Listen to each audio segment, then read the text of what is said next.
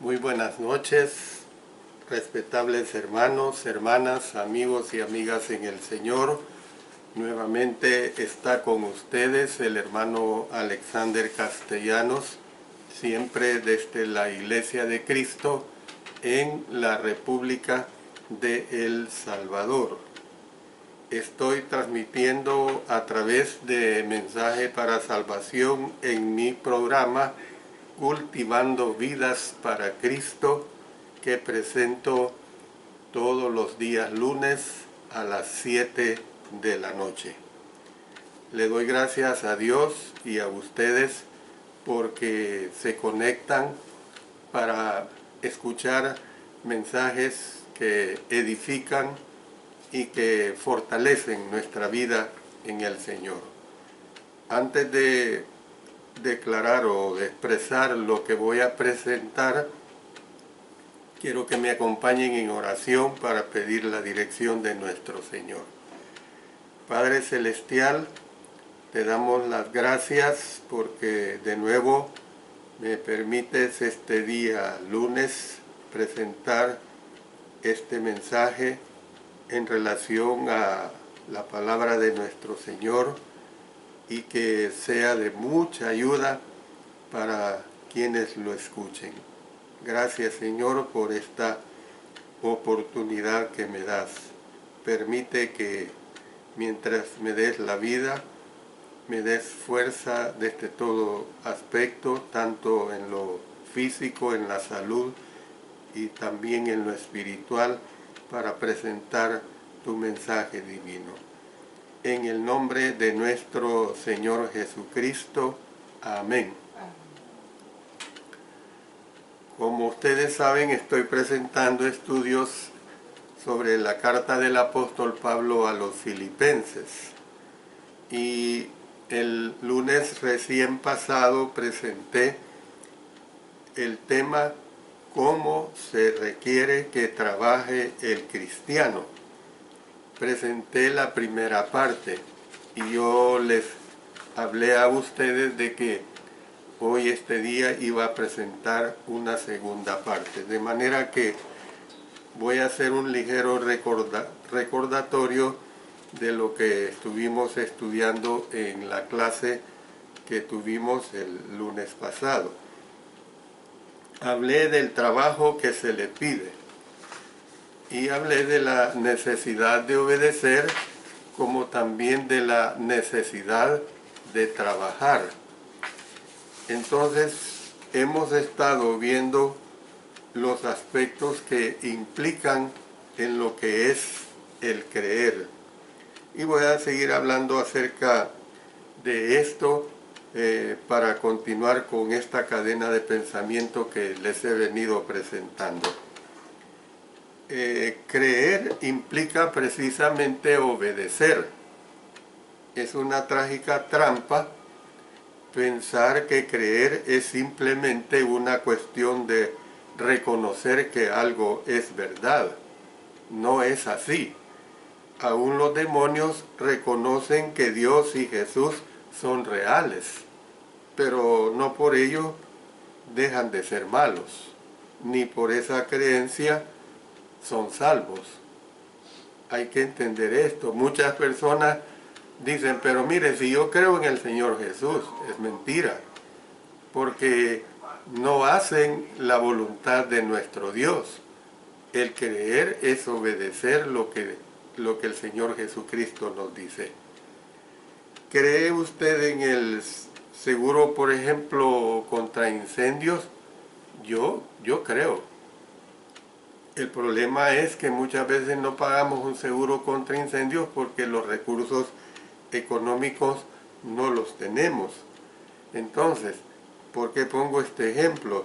Toda persona cristiana debe leer el caso del libro de Santiago a menudo y especialmente el capítulo 2. Es decir, que las obras de obediencia constituyen el aspecto de la fe. Por medio de las obras, nosotros manifestamos nuestra fe, mostramos nuestra confianza y demostramos la fortaleza de nuestra convicción. Se ha dicho que no somos salvos por nuestras obras, pero tampoco podemos ser salvos sin ellas. En el versículo 12 dice ocupaos. Es traducción de una palabra compuesta, la palabra katergasomai, que significa vencer, lograr. Se ha sugerido que la palabra siempre tiene la idea de llevar a término. En una de las versiones se lee seguir trabajando hasta completar vuestra salvación. En otra versión dice elaborad, o sea, cultivada, llevada hasta la meta y realizada en su totalidad. Entonces, elaborad vuestra propia salvación. Es como si el apóstol Pablo dijera, hicisteis un buen comienzo cuando fuisteis bautizados para ser salvos de vuestros pecados pasados, y habéis vivido vidas de servicio desde entonces, pero no es el momento de que os detengáis, todavía os queda trabajo por hacer. Siempre les recuerdo que si ustedes tienen necesidad de que le llevemos en oración, preséntenos nuestras peticiones a través del desarrollo de este programa para tomarlas en cuenta a mediados del programa como también al final. Bueno, cada uno de nosotros debe ocuparse de la causa de Cristo. Hicimos notar anteriormente que existen requisitos generales para todo hijo de Dios y que hay otros requisitos que varían según las habilidades y las oportunidades. O sea, según las habilidades y oportunidades que se dan para el cristiano. En relación con los últimos, usted debe determinar acompañándose de mucha oración, que es lo que Dios espera de usted. Puede ser que le dio la habilidad de predicar o de enseñar, o de preparar la comunión o de limpiar el lugar donde la iglesia se reúne. Tal vez le dio un corazón amoroso y compasivo para que pueda ayudar a sus vecinos. Si usted es una madre joven, podríamos decir, Él espera que usted críe a sus hijos en el camino de Él. Si usted tiene un trabajo secular, Jesús desea que usted dé a conocer el Evangelio a sus compañeros de trabajo. Puede que gran parte de su tiempo se le vaya en cuidar a lo mejor de sus padres que ya están ancianos. Entonces, cual sea la tarea que debe hacerse, hay una manera como Dios desea que se haga. Y por eso el apóstol Pablo nos dice cómo, en la descripción de trabajo, pues, que él hace por inspiración y que sigue en el texto. Pero ahora entremos a ver los requisitos del trabajo que se nos presentan en estos versos 12 al 18 del capítulo 2 de Filipenses. Primeramente, en el versículo 12 se hace referencia a trabajar con reverencia. El primer requisito es trabajar reverentemente. Ocupaos en vuestra salvación con temor y temblor. Entonces, con temor y temblor, la palabra que se traduce por temor del griego phobos es la palabra de la cual obtenemos fobia. Significa que debemos estar agobiados por la ansiedad y el nerviosismo cuando servimos al Señor. No significa esto. El temor Se usa aquí como a menudo se usa en las Escrituras, en el sentido de profundo temor reverencial y respeto. En 1 Pedro 3:2 dice: considerando vuestra conducta casta y respetuosa. Phobos se traduce por conducta respetuosa. Esto se refiere a un estado mental que nos aleja de Dios, sino a uno que nos acerca al reconocer nosotros la grandeza de Dios y nuestra dependencia de Él. Hay una versión que inserta palabras de explicación en el versículo 12. Elaborad vuestra propia salvación con reverencia y temblor. O sea, desconfianza de vosotros mismos con seria cautela, pues, ternura de conciencia, vigilancia contra la tentación, apartándoos tímidamente de lo que sea que pueda ofender a Dios y desacreditar el nombre de Cristo.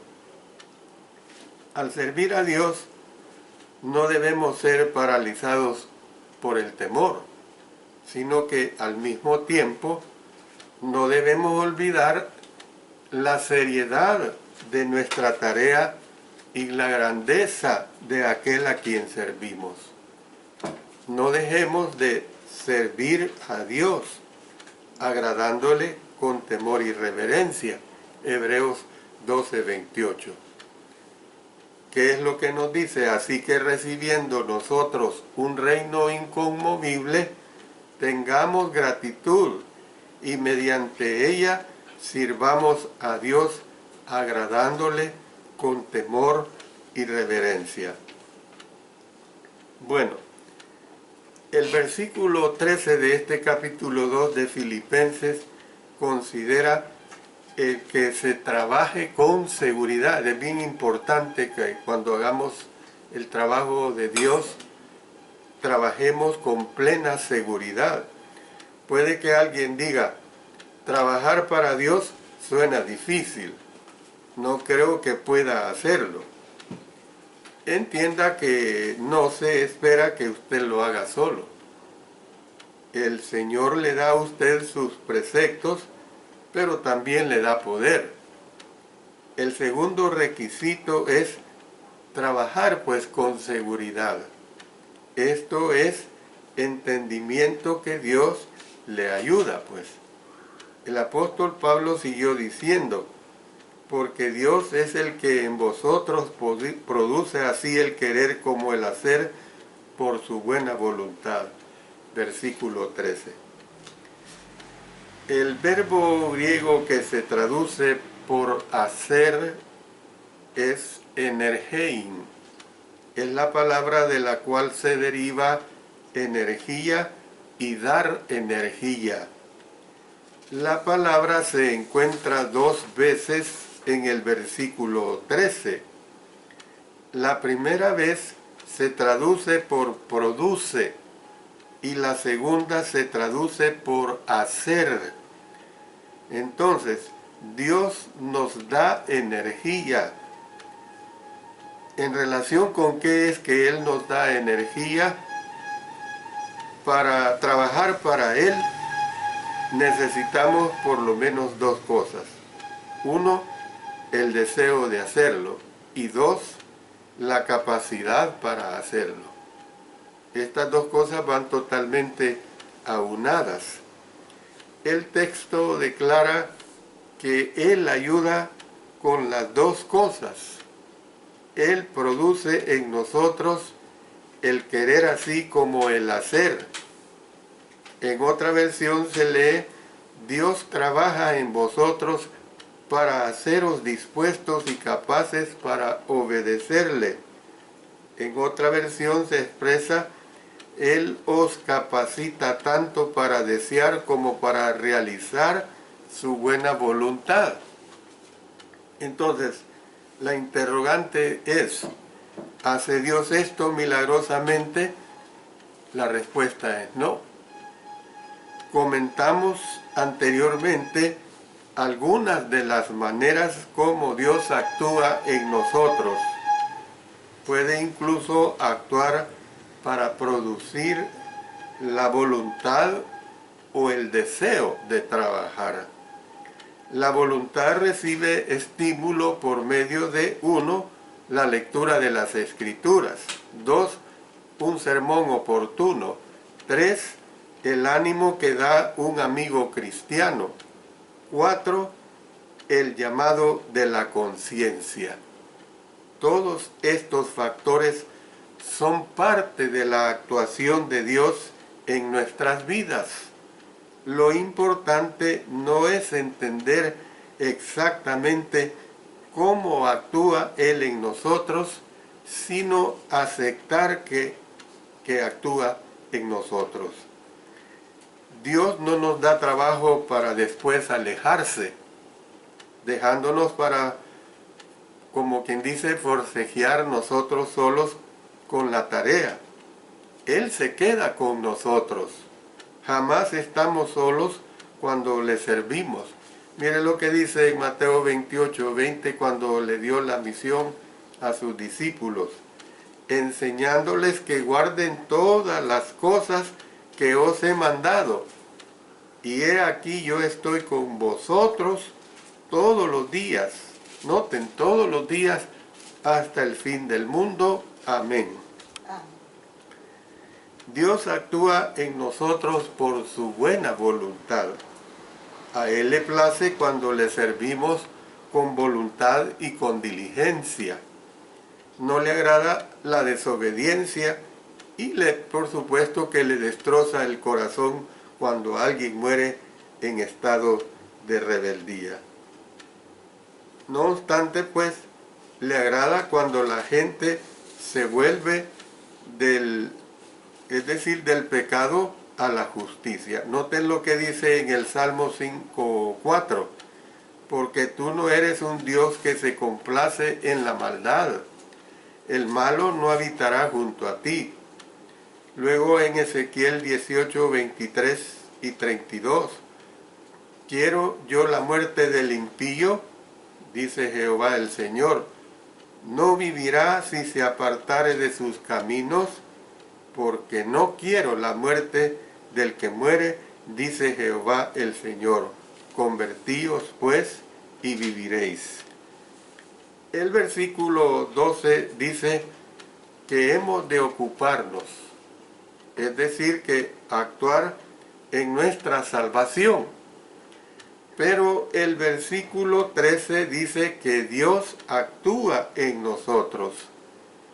Los dos versículos pueden ser desconcertantes. Si tomáramos el versículo 12 por sí solo, podríamos decidir que ser salvo es una responsabilidad totalmente humana. Es decir, que si aislamos el versículo 13, podríamos concluir que el responsable es Dios en su totalidad. Los autores neotestamentarios no se preocuparon mucho por armonizar pasajes acerca de la participación de Dios y la participación del hombre en la salvación. Hay algunos pasajes del Nuevo Testamento que entrelazan el factor divino y el humano de la salvación, tal como Efesios 2:8, porque por gracia, aquí está la participación de Dios, sois salvos por medio de la fe, aquí está la participación del hombre. Sin embargo, los autores neotestamentarios se preocuparon poco por explicar exactamente cómo la salvación puede ser un don por gracia, mientras que a la vez el hombre debe hacer algo para recibir ese don por medio de la fe. Es evidente que para ellos fue suficiente saber que Dios hizo algo que la humanidad no podía hacer, pero que todavía era necesario que los seres humanos hicieran algo. A diferencia del apóstol Pablo, muchos de nosotros nos sentimos obligados a armonizar los dos factores, es decir, lo que se llama el drama divino humano. No hay nada malo en buscar tal armonía, a menos que el esfuerzo por asegurar resulte en una negación o en una desestimación parcial de una u otra de las verdades implicadas. En otras palabras, tenemos que entender pues que no debemos minimizar ni lo que Dios ha hecho, ni lo que Dios ha hecho, en otras palabras, ni lo que Él nos ha pedido que hagamos. Hay algunos hoy que recalcan tanto la gracia de Dios que han llegado al punto de concluir que no hay nada que la persona necesite hacer para ser salva. O sea, esa doctrina premilenialista, salvos por gracia, siempre y por gracia. Yo me bauticé hace tantos años y ese bautismo me selló, me garantizó para yo estar siempre salvo. No es así. Nuestra salvación la podemos perder si la descuidamos, si no la cultivamos, si no somos fieles a nuestro Señor hasta la muerte. En otras palabras, debe haber un equilibrio entre los dos. Nosotros tenemos que comprender esto. Entonces, tenemos nosotros que ocuparnos en nuestra salvación. Sí, tenemos que hacerlo. ¿Se ocupa Dios en capacitarnos para eso? Sí, Él se ocupa mediante su palabra, nos instruye cómo es que nosotros debemos llevar adelante nuestra salvación. Gracias a Dios que se ocupa, debido a que Él actúa en nosotros, nosotros podemos actuar con plena seguridad. Voy a hacer la pausa en estos momentos para dirigirme a nuestro Señor en oración para tomar en cuenta las peticiones que han hecho ustedes y también las peticiones que continuamente a nosotros como familia cristiana y como familia misionera que somos, nos llegan permanentemente para que oremos por nuestros hermanos, hermanas, amigos y amigas. Nuestro Padre Celestial, estamos llegando al trono de tu divina gracia, porque nuestra plena convicción es que tú nos oyes, que tú realmente oyes a tus hijos y que la mejor manera de hacerlo es a través de la oración para presentarte, ya sea agradecimientos o ya sea necesidades de cualquier índole. De tal manera pues pedimos por la hermana Rocío Morales, que está pidiendo la oración por el hermano Talib, que se encuentra en terapia intensiva. Gracias, Señor, por podernos dirigir a ti y llevar ante ti al hermano Talib para que pueda ser sanado. Oramos por la amiga Betty Álvarez, por su salud. Síguele ayudando en esa operación que hace unos meses le hicieron. Oramos por la hermana Eloísa Reyes de la Ciudad de México, que necesita encontrar un trabajo. Ayúdale, Señor. Oramos por la hermana Paulina Silva, porque recientemente fue operada, pero que está para que le hagan estudios del páncreas. Necesitamos, Señor, que seas con nuestra hermana Paulina Silva. Oramos por el hermano Luis Mijares, que está muy delicado de salud. Por el hermano Emerson, que está vegetal. Por la hermana Berta Serrano, de San Francisco, California, por su salud también. Por la hermana anciana Fortunata Ardiles, que vive en Lima, Perú. También por Karina Rangel, que está enferma, que vive en los Estados Unidos. Por la hermana Delcy Enciso, por el hermano Renán Caballero, Elsa Chacón, Saúl Caballero, Sócrates Caballero, todos enfermos del COVID allá en el país de Perú. Y ponemos especialmente en tus manos también a nuestro hermano Jorge Arturo Ardón Lozano, que va a ser intervenido en unos días por cirugía del corazón. Pero también, Señor, pedimos, porque tuve el honor de bautizarle el día 20 de este mes, y que pueda continuar siéndote fiel, que pueda crecer en la gracia y el conocimiento tuyo.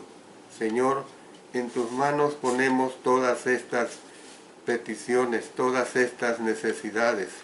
Tenemos la plena confianza que tú las oyes y que conforme a tu divina misericordia las vas a cumplir.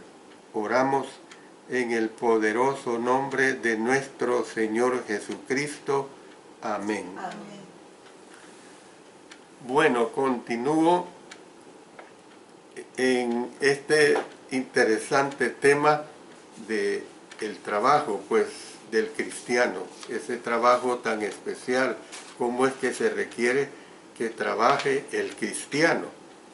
Y yo le digo ahorita, trabaje con ganas, de acuerdo a lo que nos dice Filipenses 2:14. Después el apóstol Pablo afirmó que necesitamos trabajar con ganas. Y miren, este es el texto que en la primera lección les hice ver, que lo tomaríamos como base y que es bien determinante para todo lo que he venido hablando y lo que continuaré hablando en estas lecciones. Haced todo sin murmuraciones y contiendas. Verso 14. La palabra para murmuraciones del griego gogusmos, repito, gogusmos, se refiere a manifestación de descontento secreto y malhumorado, gruñido, queja. Repito, se refiere la palabra murmuraciones a manifestación de descontento secreto y malhumorado, gruñido, queja. La Septuaginta usa esta palabra para describir la murmuración y la queja que manifestaron los israelitas en el desierto. Mire, leamos algunas de estas citas. Noten en Éxodo 15:24. Entonces el pueblo murmuró contra Moisés y dijo, ¿qué hemos de beber? Luego leamos Éxodo 16, versos 7 y 8. Y a la mañana veréis la gloria de Jehová, porque él ha oído vuestras murmuraciones contra Jehová. Porque nosotros, ¿qué somos para que vosotros murmuréis contra nosotros? Dijo también Moisés, Jehová os dará en la tarde carne para comer, y en la mañana pan hasta saciaros, porque Jehová ha oído vuestras murmuraciones con que habéis murmurado contra él. Porque nosotros, ¿qué somos? Vuestras murmuraciones no son contra nosotros, sino contra Jehová. Entonces, cuando nosotros vemos esta situación, el apóstol Pablo usó el ejemplo de los israelitas para darnos esta advertencia. Mire lo que dice en 1 Corintios 10:10. Ni murmuréis, como algunos de ellos murmuraron y perecieron por el destructor. La palabra contiendas del versículo 14 es traducción de una palabra griega compuesta, dialogismos, que combina la preposición dia con la palabra para razonamiento, logismos.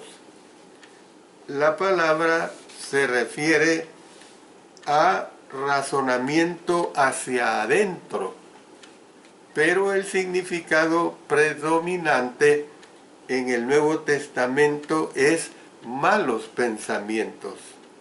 De manera que en Filipenses 2:14 hay una traducción que la presenta como cuestionamientos y también se presenta como discutir. Los eruditos no se han puesto de acuerdo en cuanto a si la contienda es con Dios o con los demás cristianos. Los que creen que el pasaje se centra en los problemas de Filipos favorecen la idea de que el argumento era entre iguales cristianos. Otros creen que el desacuerdo era con Dios, o sea, con los filipenses, pues. Al igual que Job, deseaban discutir con Dios o presentar su caso delante de éste. Hoy hay algunos que desean discutir con Dios acerca de las injusticias de la vida o lo que Él pide de ellos. No es necesario separar una interpretación de la otra. Cuando los israelitas se quejaban de Moisés, ellos estaban murmurando contra el Señor. Cuando los miembros de la iglesia no se llevan bien entre sí, Dios lo toma personalmente. Y esta es la situación que nosotros tenemos que entender. Miren lo que nos dice, por ejemplo, en 1 Juan capítulo 4, que tengo esta cita que es muy interesante, y el versículo 10. En esto consiste el versículo 20, perdón. Si alguno dice, yo amo a Dios y aborrece a su hermano, es mentiroso. Pues el que no ama a su hermano, a quien ha visto, ¿cómo puede amar a Dios a quien no ha visto? Cuando leemos las palabras murmuración y contienda, recuerda, por ejemplo, las etapas de ciertos hijos. Cuando los padres de ellos desean que hagan algo, ellos murmuran y a veces discuten con sus padres. Entonces, el apóstol Pablo desea que tengamos mayor madurez que tales niños al obedecer los mandamientos de nuestro Padre Celestial. Entonces miramos pues que la exhortación en el sentido de hacer todo sin murmuraciones ni contiendas tiene aplicación general. Sin embargo, en el contexto se refiere especialmente a la obra que hacemos para el Señor. Algunos que están activos en la causa del Maestro echan a perder sus esfuerzos al estar murmurando, al estar contendiendo. ¿Cómo mirará Dios nuestra murmuración cuando trabajamos para Él, hermanos, hermanas? Es algo que debemos de ponerle mucho cuidado. Imagínese que alguien le da a usted un regalo, tal vez un regalo impresionante, algo que usted siempre deseó a lo mejor. Sin embargo, cuando aquella persona que se lo da se queja de lo que le costó o manifiesta que hubiera preferido no haberle dado nada, entonces ¿cómo se sentiría usted? Usted no quiere tener aquel regalo por aquella murmuración, por aquella actitud de la persona que le ha dado. ¿Cómo se sentiría usted? Es probable que le dijera que se deje su regalo, o que, mejor dicho, devolverle su regalo. Ahora trate de imaginarse cómo es que se siente el Señor cuando murmuramos y nos quejamos cuando estamos llevando a cabo sus directrices divinas. Por eso es que este apartado trata de que debemos trabajar con ganas, sin murmuraciones, sin contiendas, pues. Debemos de hacerlo para honrar a nuestro Dios y para el beneficio de nuestra hermandad o de nuestro prójimo. En el verso 15 habla de que se debe trabajar sin ofensa. También debemos trabajar sin ofensa, pues. Después que el apóstol Pablo dijo, haced todo sin murmuraciones y contiendas, en este verso 14, añadió, para que seáis irreprensibles y sencillos, hijos de Dios, sin mancha, en medio de una generación maligna y perversa, en medio de la cual resplandecéis como luminares en el mundo. ¿Qué clase de carácter necesitamos? El apóstol Pablo comenzó diciendo que debemos ser irreprensibles. Ahí lo está diciendo en este versículo 15. La palabra griega que se traduce por irreprensible o irreprensibles en este versículo no es la misma que se traduce por irreprensibles en Filipenses 1:10, donde dice, para que aprobéis lo mejor a fin de que seáis sinceros e irreprensibles para el día de Cristo, aunque el significado se parece. Aquí tenemos una palabra que significa causa o motivo de queja, con un prefijo negativo, es decir, una forma de amentos, que es hallar falta, con el prefijo a. La palabra puede significar sin falta. El prefijo a en el idioma griego es negativo, o sea, sin falta. Entonces, el único modo como en realidad podemos estar sin falta es a los ojos de Dios, cuando Él nos perdona por su gracia. En este pasaje, no obstante, la referencia, hermanos, hermanas, es a vivir una vida a la cual no se le puede apuntar con dedo de crítica. Esa es la situación que nosotros tenemos que entender. Luego el apóstol Pablo añadió una palabra inesperada, sencillos. Hay muchos hoy que no le conceden mucho valor a la sencillez. Se le hace equivaler a ser ignorante, inexperto o ingenuo. Así toman muchos esta palabra sencillez, pero no es correcto. El Señor desea que seamos sencillos como palomas. Mateo 10:16. La palabra para sencillos, tanto en Filipenses 2:15 como en Mateo 10:16, es una forma de la palabra griega akeraios, con K, que se forma con el prefijo, lo dije anteriormente, el prefijo negativo a, y keranumi, que significa mezclar.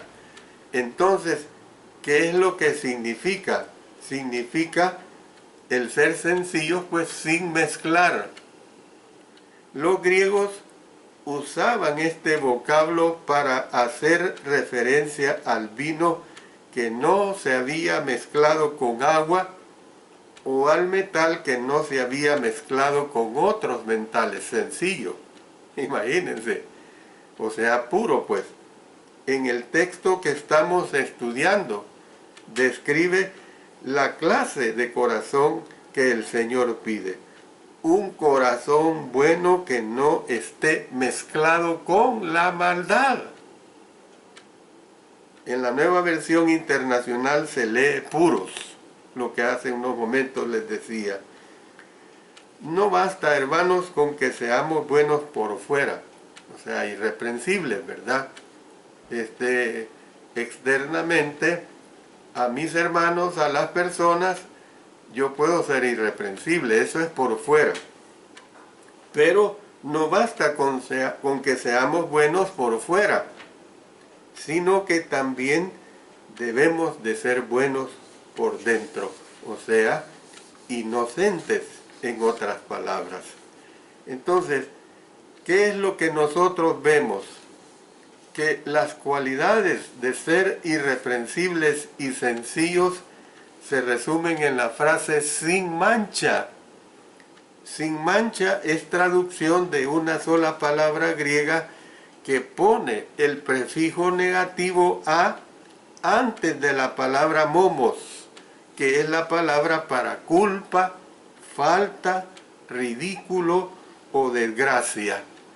Entonces, no debemos hacer nada que ponga en ridículo a la religión de Cristo por parte del mundo. Imagínense la enseñanza que profunda es. Puede que alguien proteste diciendo, pero el apóstol Pablo describe el mundo como maligno y perverso. ¿Qué importancia tiene lo que piense un mundo pecaminoso, hermanos? Un mundo impío tiene mucha importancia porque estamos tratando de influenciar al mundo para bien. Esa es la realidad. El cristiano, la cristiana, estamos tratando de influenciar al mundo para bien. Tiene importancia, pues, porque deseamos que la gente salga del reino de las tinieblas y entre en el reino de la luz. Amén. Hermosa la palabra, hermanos. Yo me quedo acá y le digo que voy a hacer una tercera parte de este mensaje porque el tiempo no me ha alcanzado. Así que le invito para el próximo lunes a que a las 7 de la noche, hora del Salvador y de Centroamérica, pues sintonice Mensaje para Salvación a través de mi programa Cultivando Vidas para Cristo, para seguir hablando de el que nosotros tenemos que trabajar sin ofensa, tenemos que trabajar con la mayor sencillez. Que Dios bendiga su bendita palabra. Amén. Oremos.